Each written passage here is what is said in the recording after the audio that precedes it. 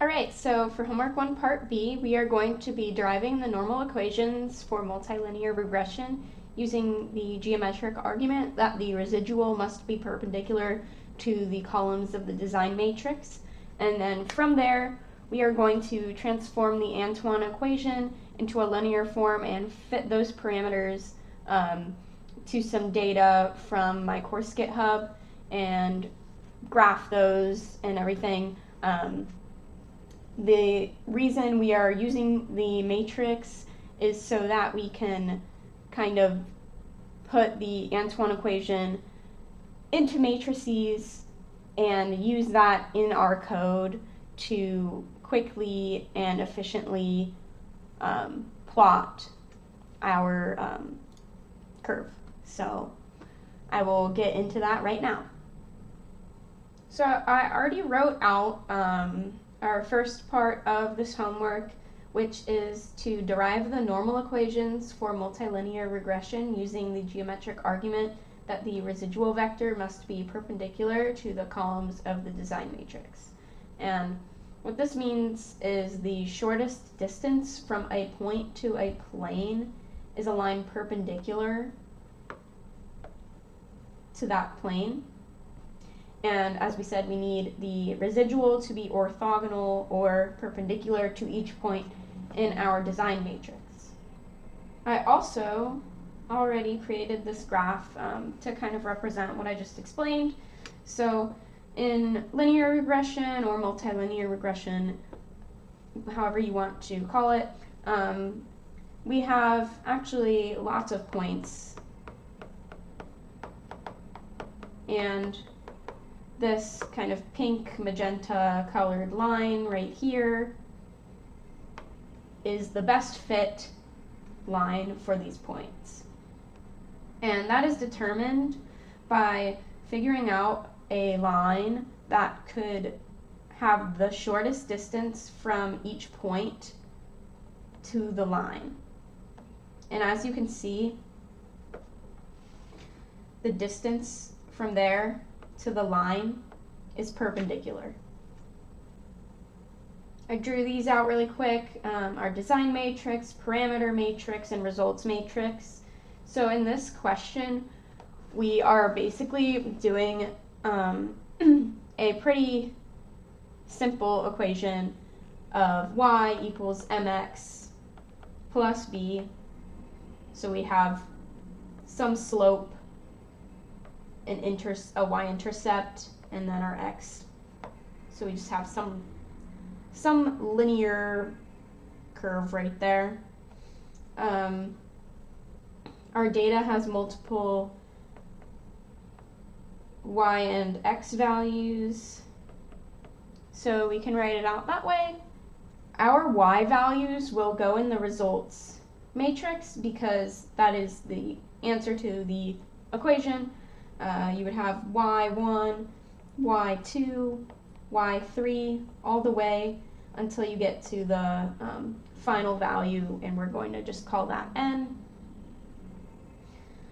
We know that a dot product for two matrices is going to multiply starting with the first row and multiply down the column.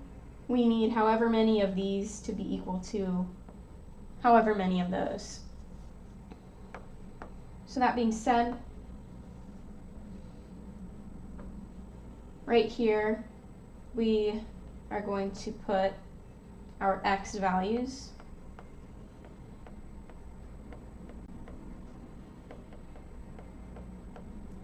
And then a column of ones.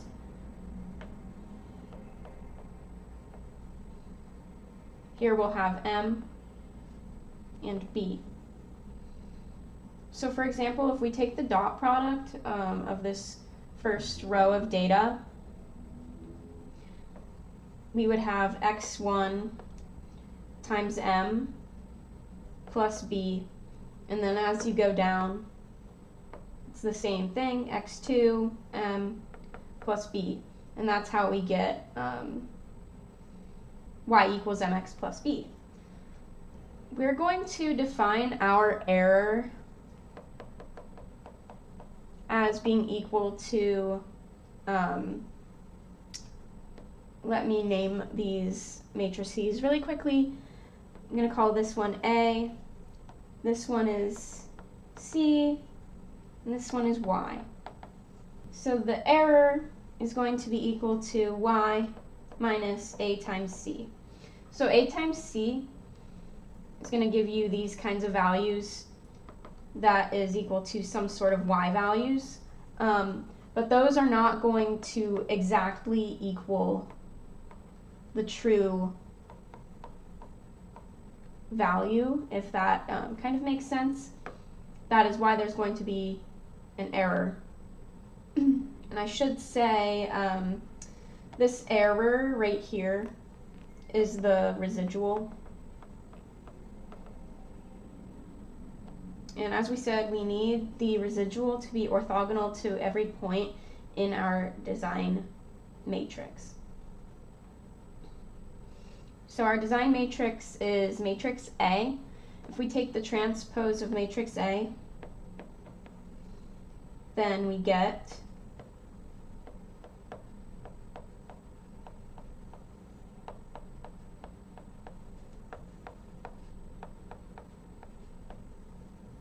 that right there, and we need the transpose of A to be equal to 0,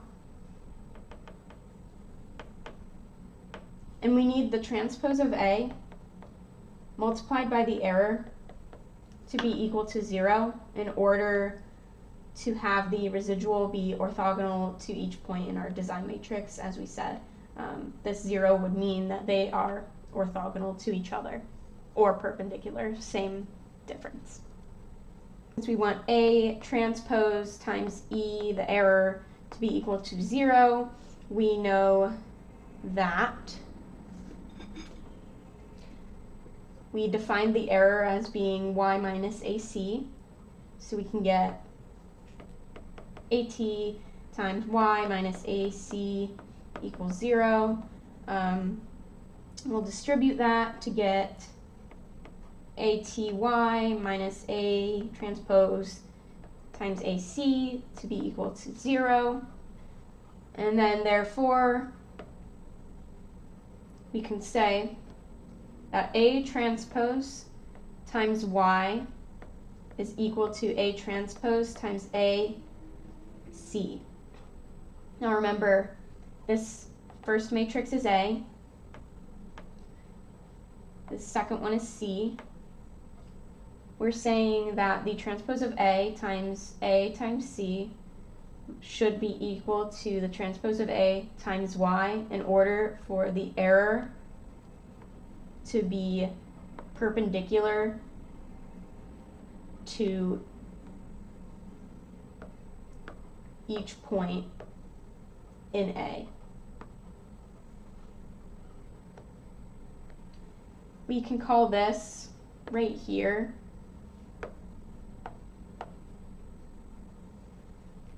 our normal equation. Normal being they're normal to each other or perpendicular to each other. What we're going to want to do next is to transform the Antoine equation into a linear form. And so once we put it into a linear form, we can input it into some matrices, and then we can fit the parameters to some data to code up later.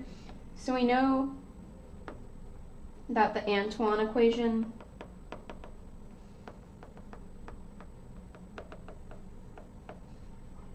is the log of the pressure is equal to A minus B divided by C plus T. So we have pressure, temperature, and then A, B, and C. These are all experimental constants that you get depending on what your compound or material is that you are using. Those will be predetermined.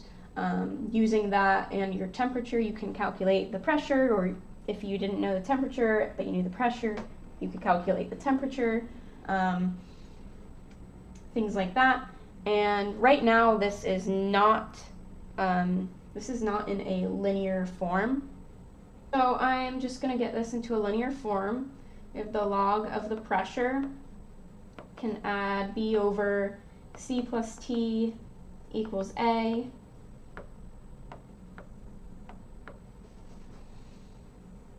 You can multiply by the C plus T.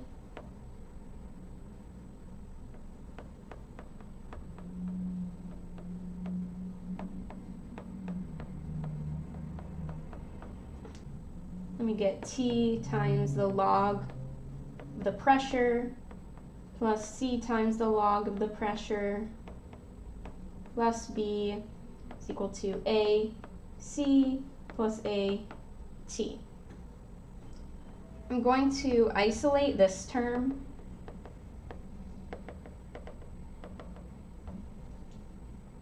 and that'll be our results matrix that we are trying to calculate. So in order to get that on its own, we have T log of pressure is equal to A times C plus A times T minus B minus C times the log of the pressure.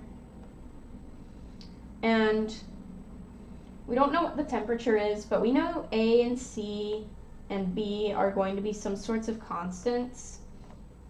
So let's just say that A, C minus B equals D, just so we can simplify this out a little bit more to say the temperature times the log of the pressure equals D plus AT minus C times the log of pressure.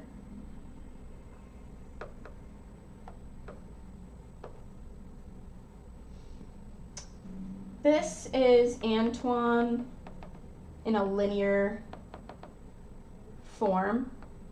And now we can put that into some matrices. So as I said, this is the results, or the Y matrix. And we defined that as being T log of pressure, and this will be the pressure and temperature will be changing. So T1, P1, the next time step will be T2 times the log of P2, and you'll continue this until you get to the nth term, your last term, Tn at the temperature at the nth time, times the log of the pressure at that point in time. Our C matrix, we are going to use our constants there, A, C, and D. Remember that we defined D as being A times C minus B. That's just a way that we can write it a little bit more simple. Since we want A times T, we know we need a T here to multiply by that A. C, that C term, we need a negative log of a pressure, and just to get D, we can have a 1. This is a temperature at time 1, the first temperature, and the first pressure. And then we can continue that like we did to the results matrix.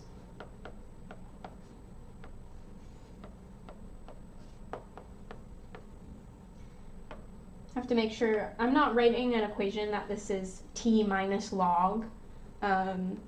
These are just in the matrix. And this was A, matrix A. And to check our work really quick, we can do the dot product again, just to make sure it all looks correctly. We'd have T1 times A plus negative log of P1 times C,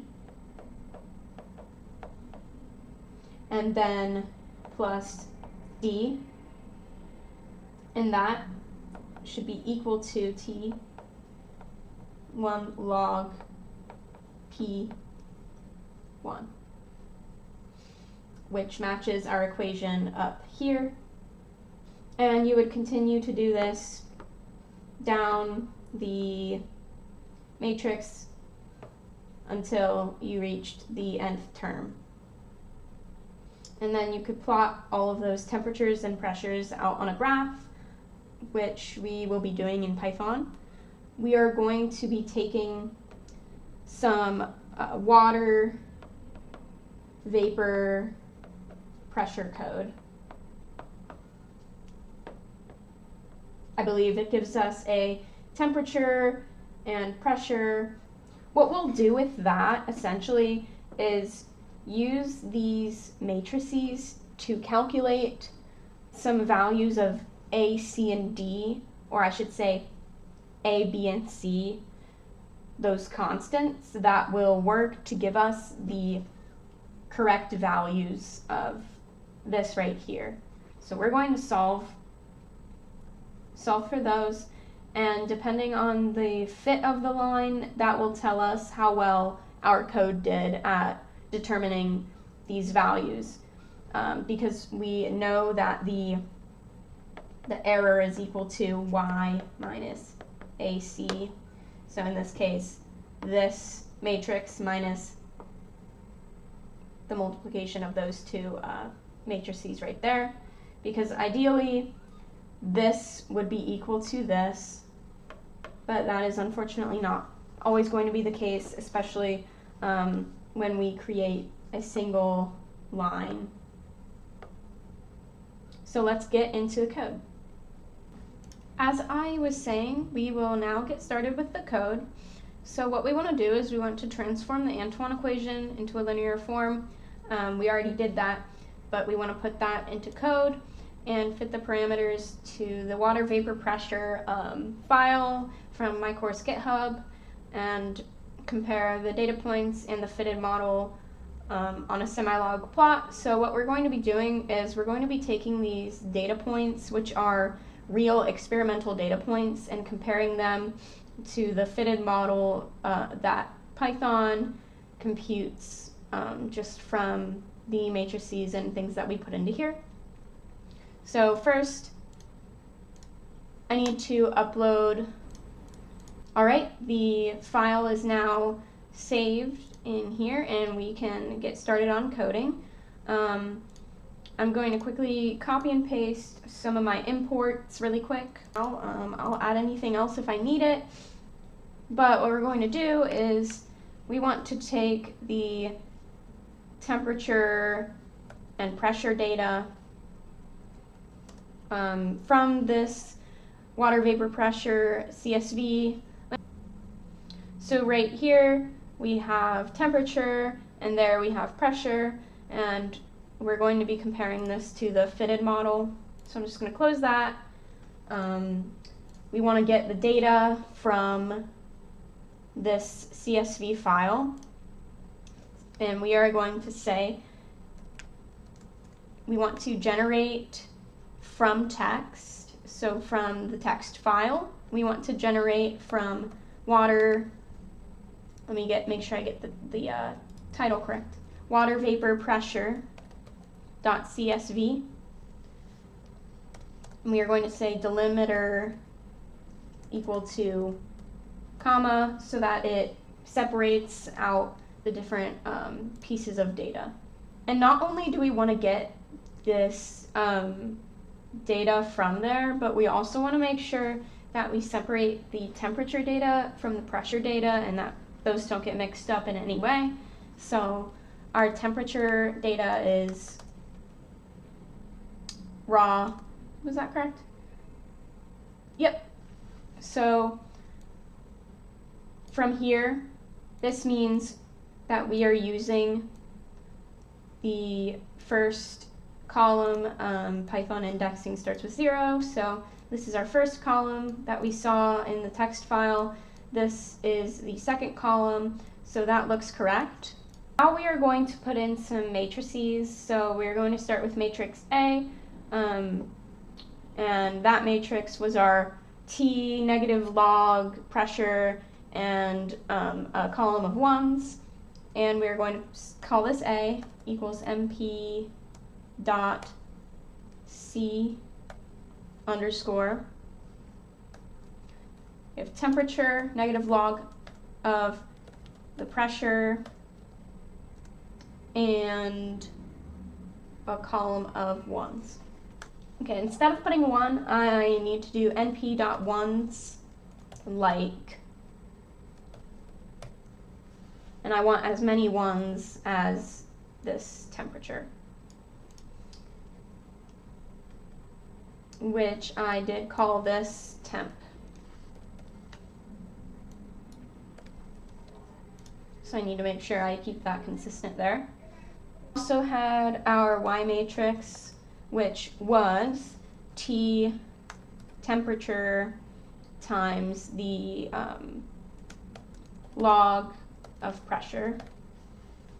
Our next bit of code is basically the code allowing Python to take these values and determine an A, C, and D value that will kind of fit our Antoine equation.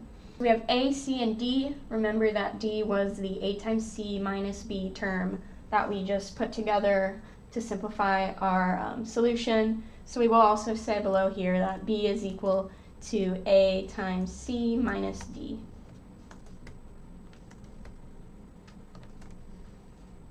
So to solve for A, C, and D, we're going to do np.linear algebra .solve. We're going to do this right here. Essentially what this does here is it uses the normal equation that we calculated before in order to solve for A, C, and D, just making all of those points perpendicular to the curve itself. Now all we need to do is plot.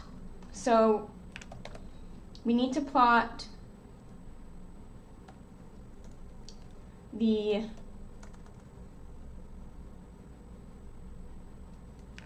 so we'll do this. We are starting at the minimum temperature and the maximum temperature for our plot. We also need to write down Antoine's equation to get the calculated curve from the actual data points that were given to us. So we have, for Antoine, we have A minus B divided by T actual plus C. And after we have done that, all we want to do is make subplots. And we're going to do a couple traces. So we're going to add a scatter. And the x-axis is going to be the actual temperature. The y-axis is going to be this Antoine calculation, that is the pressure. So I'll call that Antoine pressure right there.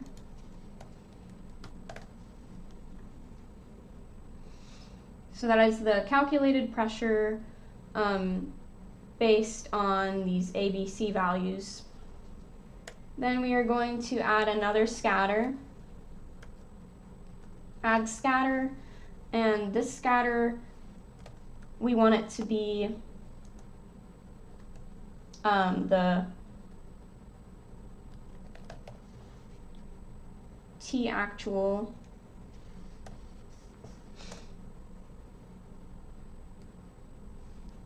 so this one right here is using the temperatures we're given and solving for the pressure using the Antoine equation. The Antoine equation is using A, B, and C, and A, B, and C were calculated using those matrices that we created. Just an FYI. And then we are going to plot out the x as t actual, but this time the y is going to be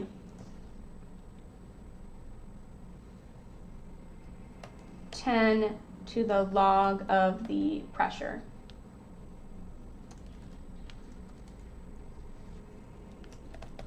And this is the actual data.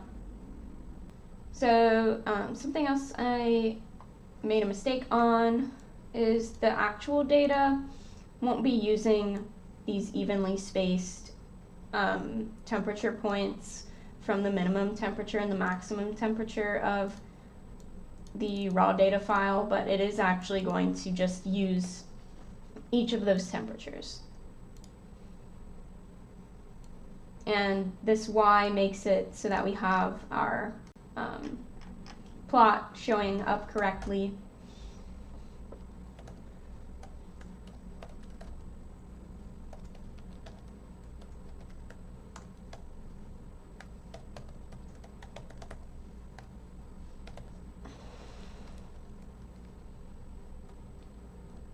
And right here I'm updating the layout, setting the width, and then I want plotly, dark, and presentation modes. Let's add a title. That one's good. The x-axis is the temperature, the y-axis is the pressure. The temperature is in kelvins. The pressure is in pascals. And it gave us that as well. Oh, okay. I also need to update the type of axis. So I want the y-axis type to be log. So we have the semi-log scale. I'm not 100% that this is all correct, but we'll run it and see. All right, so we have a little problem.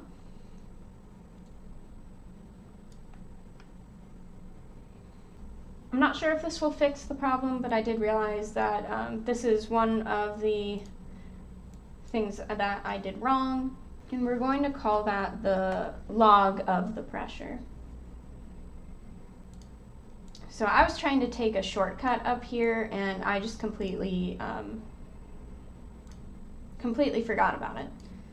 So like I said, I titled this as log underscore pressure. That's what this is meant to be pulling from. Let's see if that fixes.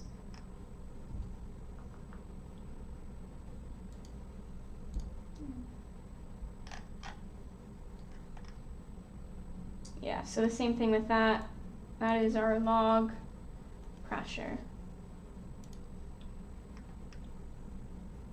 And we will see, okay. In order to compare these a little bit better, I am going to take the calculated values and set that as markers,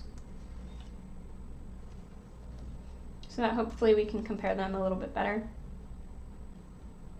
And I also just realized I don't want the markers on the Antoine data. I want it on the actual data, because our actual data, we only have certain points of corresponding temperature and pressure values. But right here, our Antoine equation was calculated using Python. So we're going to have a continuous curve. That is the best fit curve. All right, so as I said, we have our best fit curve right here, and we have our actual data points here. Now looking at it from this point of view, you can say, yeah, that looks like pretty spot on. That looks like it's correct. And that looks like it's exactly correct. So what is the approximation that we did? What was all of this with the perpendicular lines and all of that? I'm going to make this graph a little longer. So let's get it a little longer. And I'm going to zoom in to some of the data points. Now you can sort of see that some of these data points fall below the curve. Let's see if I can find one that's more, yeah, this point is above the curve.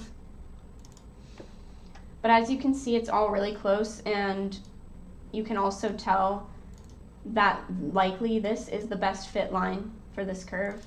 If you got an r-squared value, it would probably be very, very low due to it matching this pretty good. So what this tells us is that from our matrices, Python was able to calculate some pretty accurate A, B, and C constant values to be able to use to create this Antoine equation curve. And it follows our experimental data pretty closely. That is ideal. Normally in the real world, this might be done backwards. So you would do the experiment, have the actual data, and you would want to fit to the curve in order to, this is kind of how you can determine your A, B, and C values. So I could print out a list or whatever I want of all of the, the A, B, C values that it uses. I also had a little error here. I have this as T actual still, but it still worked when I ran it, so I'm not sure what happened there. But just for reference, that should be T-axis. That should match all of these. And that is it for this video. So we basically started with some matrices, did a simple regression, and kind of calculated the normal equations that we could use to calculate the Antoine coefficients for some compound given to us, and compare the actual data to the calculated curve, which we found to be pretty close. And yeah, so part C will dive into something a little bit different. Thanks for watching.